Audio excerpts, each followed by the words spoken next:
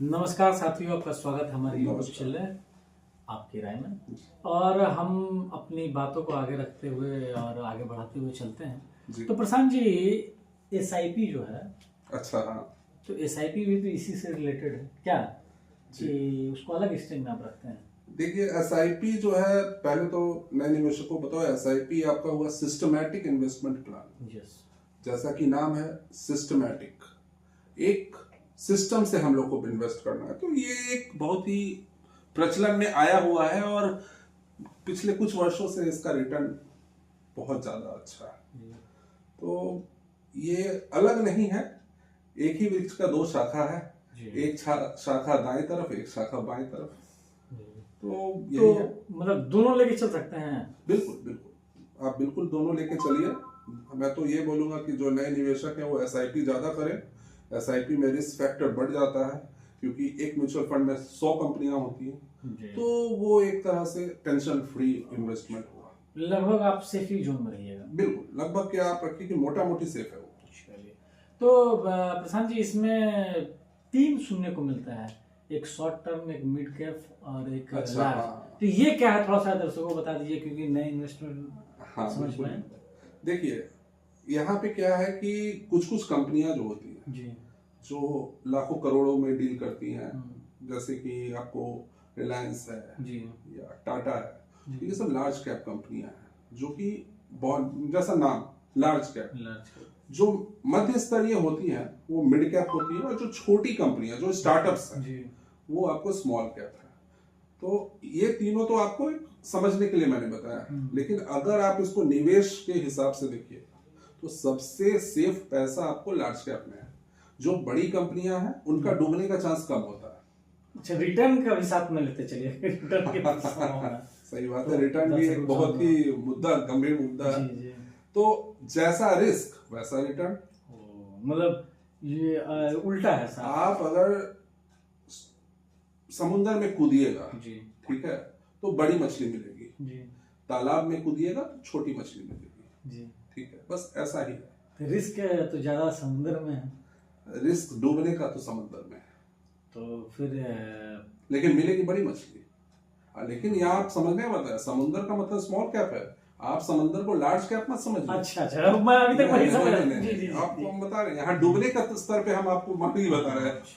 तालाब और समुद्र को मत कंपेयर कीजिए, डूबने का रिस्क कहाँ है ज्यादा। तो इसके लिए सबसे अच्छा है कि हम नदी में तैरें। मिड कैप फ्लेक्सी कैप जो है आज के डेट में, उसका रिटर्न मिला जुला के लार्ज और स्मॉल कैप के बीच का रहता है, और 20% 25% का रिटर्न वो आसानी से दे देती है।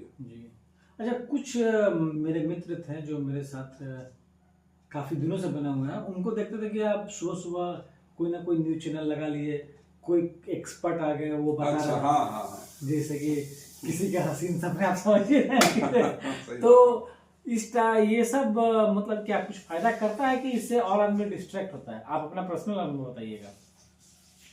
देखिए मेरा अगर पर्सनल, मैं देखिए किसी को पॉइंट आउट नहीं करूंगा, लेकिन ये जीवन को बर्बाद करने का बहुत आसान तरीका है।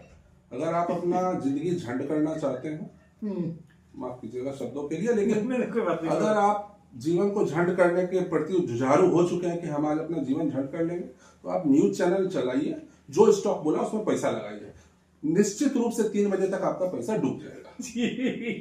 ये मैं भी अनुभव कर चुका हूँ, मेरे से जुड़े काफी लोगों ने अनुभव किया इस चीज को। इसलिए आंख बंद करके कभी भी तैरने मत जाइए। कोई हसीन सपने नहीं देखिए, हसीन सपने मगरमच्छ आके खा लेगा आपको।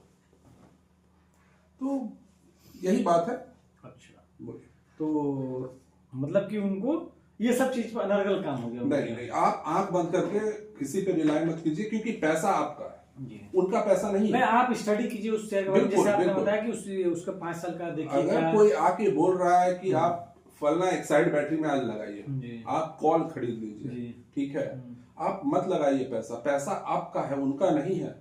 अगर वो उल्टा हुआ मार्केट, तो उनका तो कुछ नहीं जाएगा, वो बोलेंगे हाँ भाई हम देख लिए, लेकिन आपका देखेंगे नहीं, आपका तो डूब गया। तो कभी भी किसी का परामर्श मत लीजिए, क्योंकि यहाँ पे लोग परामर्श कम देते हैं। जिनका खुद का पैसा डूबा हुआ होता है वो सोचते हैं चलो 2-4 का और डुबा दें। जी। अच्छा जी, कुछ गवर्नमेंट सेक्टर के भी लोग हैं जो हाँ। इसमें आना चाहते हैं, जी जी तो उनको तो इनकम टैक्स का भारी सामना करना पड़ेगा अगर ह्यूज अमाउंट लेकर आते हैं, जी जी।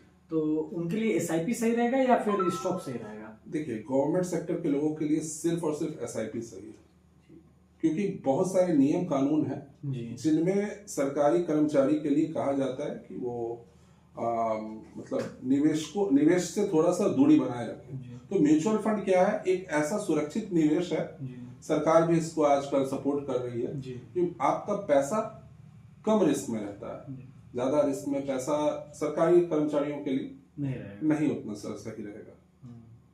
और बोलिए। अच्छा, तो अब इसी की कड़ी को लास्ट अंतिम प्रश्न पूछते हुए हम जी, लोग जी। खत्म करेंगे। जी बोलिए। अब मेरा सवाल तो आपसे हो ही गया कि नए न्यू कमर को आना चाहिए, कब आना चाहिए, बिल्कुल। कैसे इन्वेस्ट करना चाहिए, छोटी या बड़े मिड कैप। अच्छा, इसमें महिलाओं का अगर हम लोग शामिल करें तो उनके लिए क्या है, मतलब कि उनको कोई कोर्स कर लेना चाहिए और आना चाहिए, या फिर मतलब कि महिलाओं के लिए सबसे बेस्ट वे क्या है? एसआईपी है, स्टॉक्स है, शेयर मार्केट है, या फिर कहीं और किसी तरीके से? देखिए सचिन जी, ये मुद्दा और ये प्रश्न बहुत आपने अच्छा पूछा है अभी के सिनेरियो के हिसाब से, क्योंकि ये हम लोग अभी महिलाओं को आगे लाने पे हमारा पॉलिसी भी चल रहा है।